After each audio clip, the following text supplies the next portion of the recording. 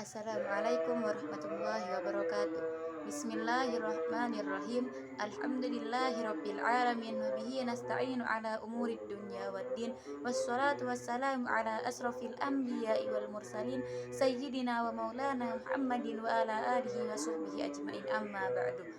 Perkenalkan, nama saya Yusrolana, program studi bahasa dan sastra Arab dengan NIM 2111040300034.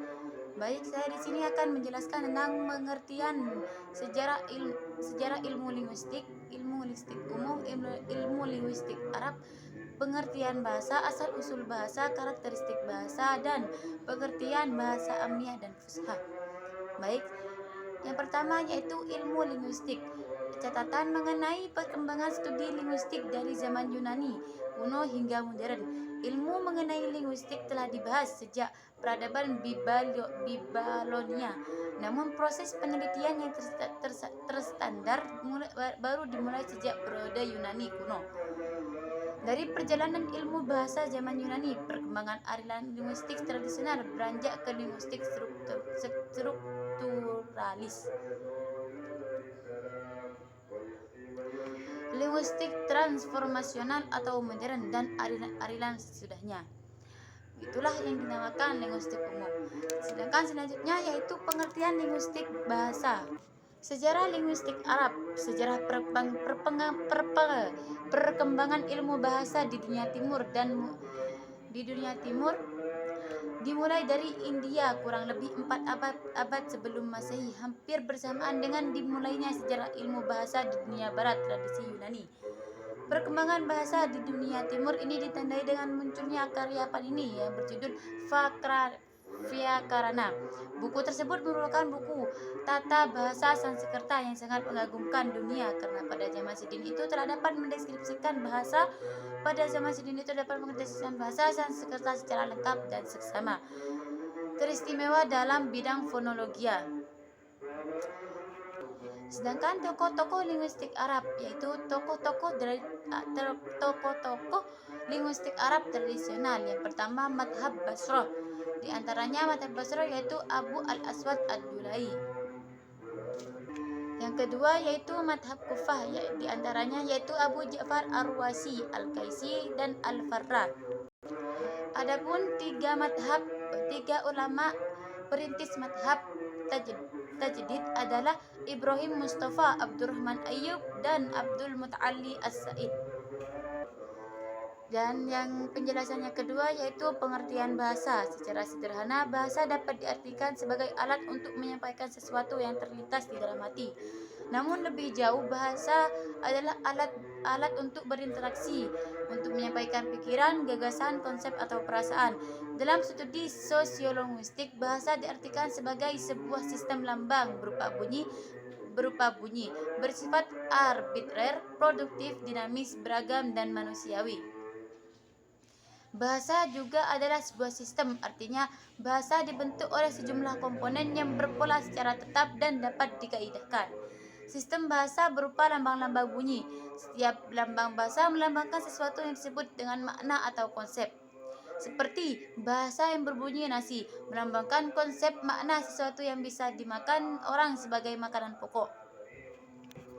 Ada juga pengertian dari Kiradalaksana dan Joko Kenjono. Bahasa adalah sistem lambang bunyi yang arbitrer yang digunakan oleh para anggota kelompok sosial untuk bekerja sama, berkomunikasi, dan mengidentifikasikan diri.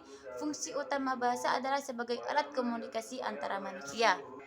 Asal mula bahasa pada spesies manusia telah menjadi topik perdebatan para ahli selama beberapa abad.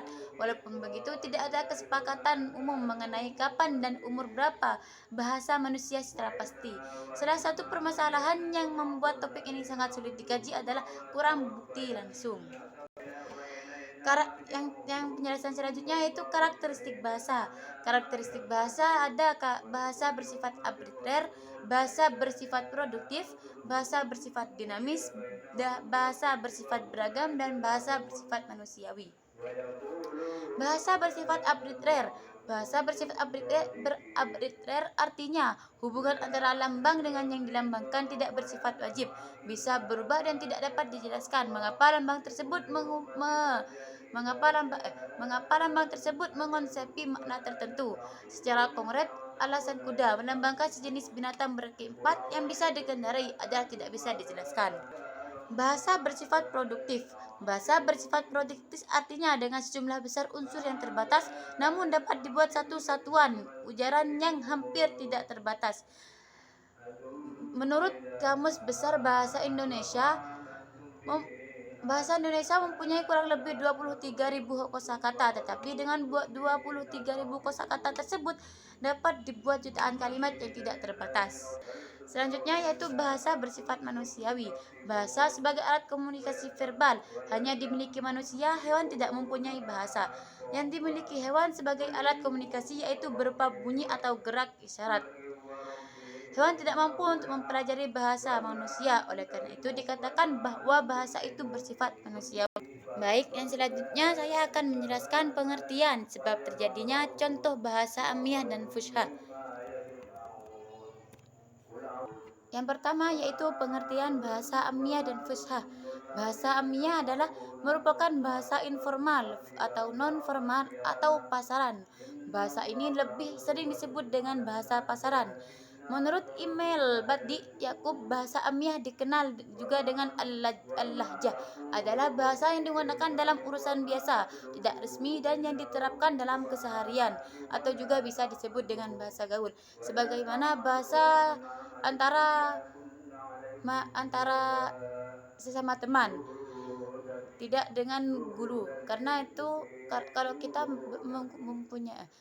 menggunakan bahasa antara guru, kita menggunakan bahasa resmi, bukan tidak resmi. Bahasa tidak resmi ini biasanya digunakan sesama teman. Bahasa Arab amiyah tidak dapat dilepaskan dari bahasa Arab fusha. Selain itu, bahasa Arab ini pun tidak sepenuhnya sesuai dengan kaidah atau tata bahasa Arab yang resmi. Bahasa Arab amiyah di setiap negara juga mempunyai berbagai versi sesuai dengan negara dan daerah yang menggunakan bahasa tersebut. Sehingga kita dapat menjumpai ada bahasa amiyah Saudi Arabia, bahasa amiyah Sudan, bahasa amiyah Tunisia, bahasa amiyah Mesir dan sebagainya. Yang kedua yaitu bahasa fusha. Bahasa Arab fusha adalah bahasa resmi. Menurut email Bedi Yakub, bahasa Arab fusha adalah bahasa yang digunakan dalam Al-Quran, situasi resmi, pengubahan puisi, penulisan prosa, dan juga ungkapan-ungkapan pemikiran. Bahasa Arab fusha juga menjadi bahasa pemersatu dan bahasa yang dapat menyelesaikan perselisihan antara bangsa-bangsa Arab karena bahasa ini mempunyai bentuk yang sama di dunia Arab. Bahkan siapapun yang berkomunikasi dengan menggunakan bahasa Arab fusha, maka mereka saling memahami maksud yang disampaikan walaupun orang tersebut berasal dari latar belakang negara yang berbeda.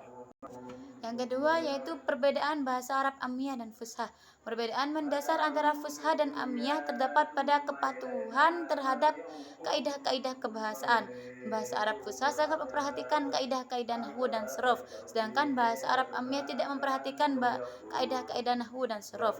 Oleh karena itu, pengguna bahasa Arab fusha dan amiyah digunakan dalam forum yang berbeda pula. Perbedaan lainnya, bahasa Arab fusha dan amiyah adalah dari segi pengucapan dan logat.